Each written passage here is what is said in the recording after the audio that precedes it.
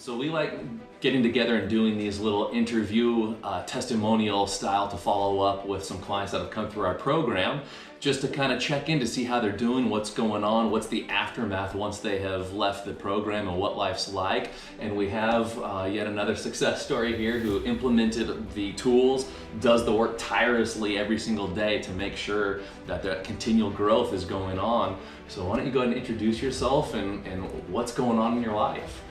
Hi, I'm Skyler. I am the manager for the Women's House down the street at the other facility on Cabrillo. 17 months ago, I'm coming up on 17 months on the 4th of March. And 17 months ago, if you were to ask me if I was going to be sober this long and then managing a sober living, I would have laughed. It just seems so far-fetched, you know? It takes a lot of dedication, it takes a lot of time, and I believe that it just starts with leaving the drugs and alcohol alone. It's a good start. That's where my journey really starts, you know. And I tell my girls in the house, you know, that's the first part. You know, there's so much more to it, like acceptance, accepting people for who they are,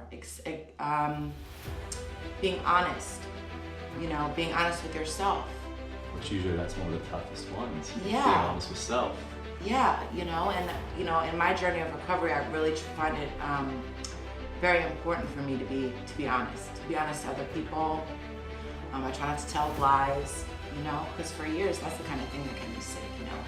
Yeah, the lies became the truth. Yeah, and you just create this huge lie, and then you're just living in it, you know.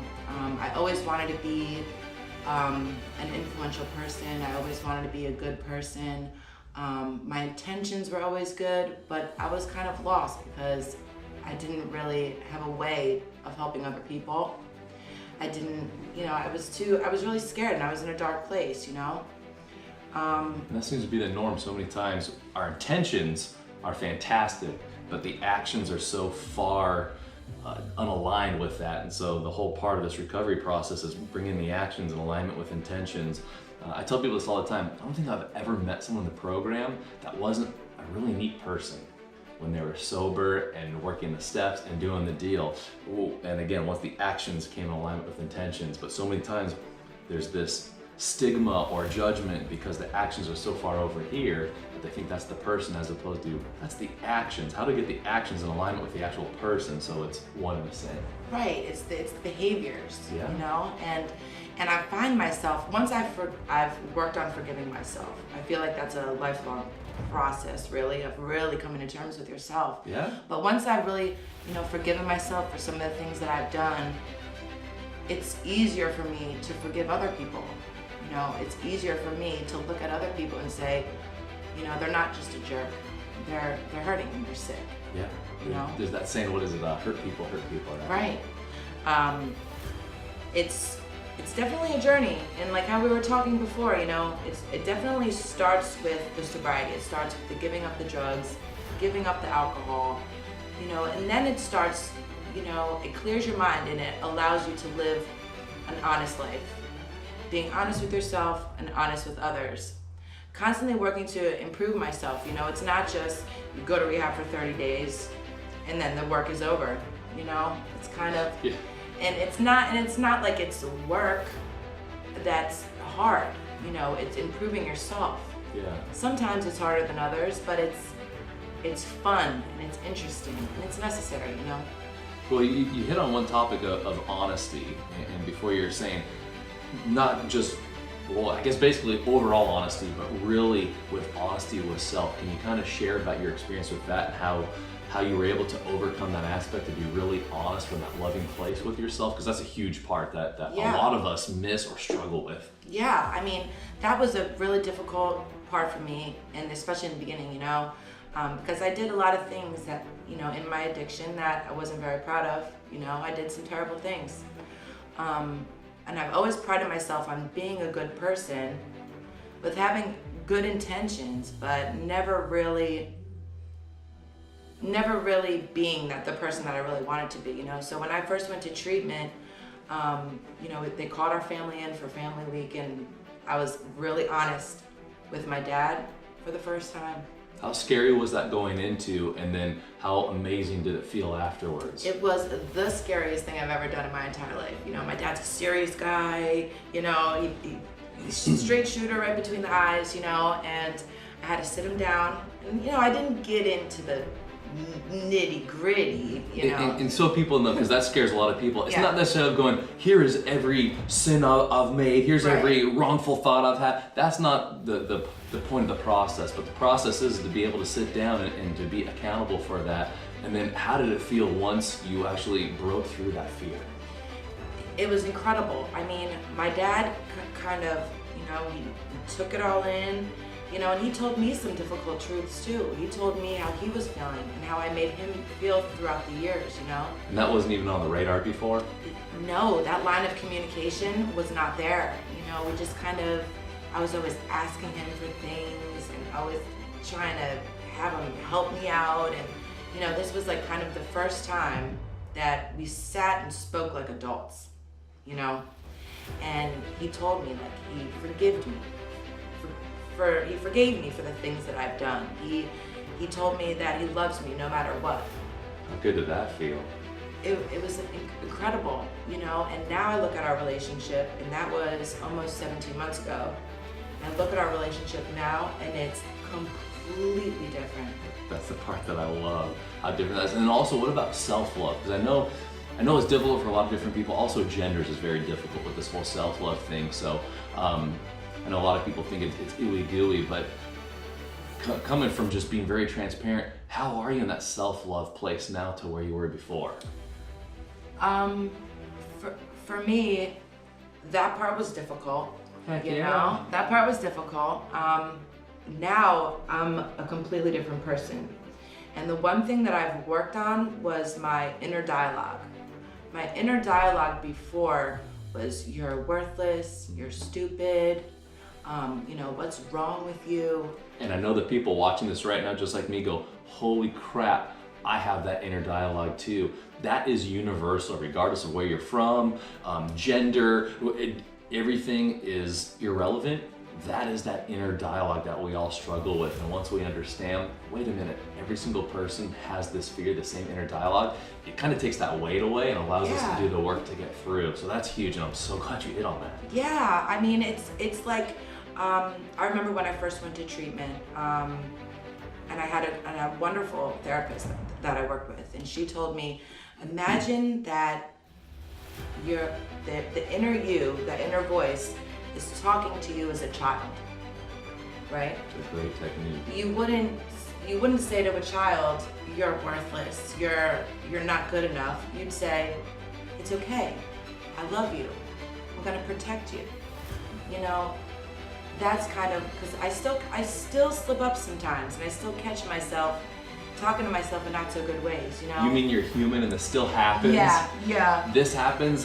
I've met with guys in their 80s and even 90s and talked with them, and they say it still pops up. So once I understand that this is part of the process, but it's how I handle that voice and understand, oh, it's the false voice. Speaking of therapists, I know one of the guys I was working with, he came up with this way that is so clever. He said, make the voice something interesting, something crazy. So my voice, when I recognize it, I turn it to Mickey Mouse. There So you literally go. it's like, oh boy, everybody, you're such a failure. and literally I start laughing. I'm like, oh my gosh, before it was just like this crazy Satan pitchfork, like, you're terrible. But that is not what I like feeling. And so by changing that, using these different tactics and tools that you learn, it's kind of like, oh, that voice is not so strong, and I can say, no, thank you. Yeah, it's being able to catch yourself, you know, and that's what I've constantly been working on for the past 17 months, is having those tools to use, you know, when I get into a tough situation. Like if I'm having a really stressful day, and, you know, my boss is not being too nice to me, you know. Which happens. So the girls aren't doing their chores, and I'm like, you know, I go, you know what, today would be a good day to go to a meeting. You know, I go to a meeting. And then once you kind of train your feet, like they tell you to do in early sobriety, you train your feet, you know, you're prepared for times like that. So, you know, times when, you know, I'm not too nice to myself, I can go, wow, I shouldn't be talking to myself like that, you know. Yeah. The point of the program isn't to get rid of difficulty in life and to think, oh, life becomes perfect and there's no pain. It's like, no, actually, there's life. Pain is consistent in life, but it's how to manage that and how to utilize that to grow. One thing you were saying earlier about being embarrassed from our past, Dr. Sean Stevenson, I heard him say this and it really resonated. He said, it's actually good to be embarrassed by your past because that means you're growing. If you look back on your past and go, it's not that bad, that's when the flag should come up. Right. But when I look back and go, I'm so embarrassed, or, ooh, I made some poor choices, that shows, hey, I am growing and I'm taking action today to become more and to do more and to continue in that journey forward. Yeah, like even the smallest things. Like now you go into my bedroom, it's clean, everything's put away, it's organized. Before I used to just trash my room, you know? But now I wouldn't even dream of doing that, you know? That's a really small example, but you know, that's the change that happens. And that's what's so funny, because so many people, especially early on in treatment, why are you on me for my chore, or different things? And it's kind of like, well, we want to hold up a mirror so we're aware of what our actual actions are coming into. And it's funny because there's like this moment, it's like a switch, and you see it's different times of different people, but they get this aha, and it's kind of like, wait a minute, if I can start my day with a pattern or routine, prayer, cleaning up, bed made, room clean, chores done, it starts carrying over and manifesting in different aspects. It's so interesting. That's one thing that you can see and kind of chart of how a person is doing. So it's so funny you bring that up. Yeah, that's a huge part of sobriety, you know, is like, you know, especially when you're in a recovery house, you know, everyone's like, oh, why do I gotta do these chores? Well, you gotta do the chores because it's not just about doing the chore. It's about being accountable, and it's about the other people that are living with you in the house. You know, you want them to be comfortable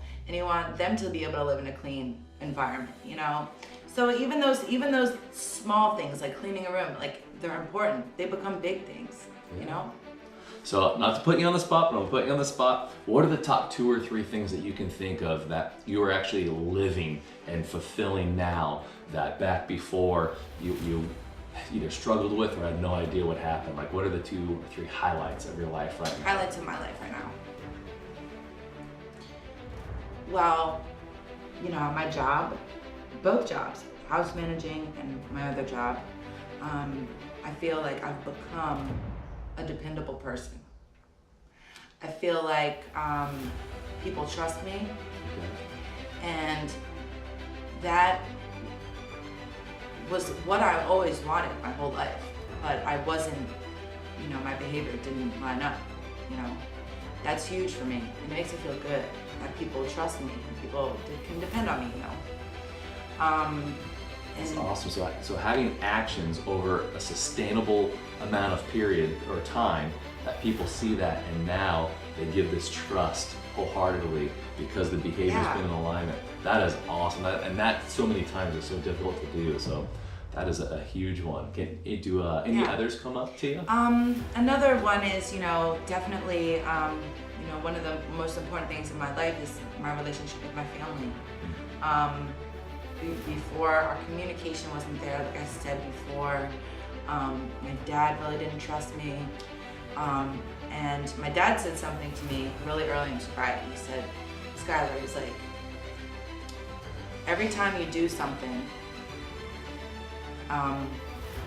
something that's honest, he said, you add a deposit into the trust fund. Not a trust like money fund, trust like I trust you fund. And so over the last 17 months, when I tell my dad I'm gonna call him, I call him. When I tell him I'm gonna do something, I do it. And so now my dad and I, he trusts me again, and our relationship is stronger than ever. That's so awesome. Now we're talking like adults. We're talking like grown-ups, rather than me like, Dad, I need your help. Now it's like, how was your week, Dad? Oh, you know, it's like the exchange is different. So that closeness with my family is another thing that I've really had to work on, and I really had to like prove myself, you know, to them. But that's one of the most amazing gifts of sobriety, for sure. And I love that metaphor you used, because so many people will go to the bank of trust and try to pull and withdraw. And we don't realize, oh, I am so severely overdrawn that I can't take anymore. And it takes deposit after deposit after deposit.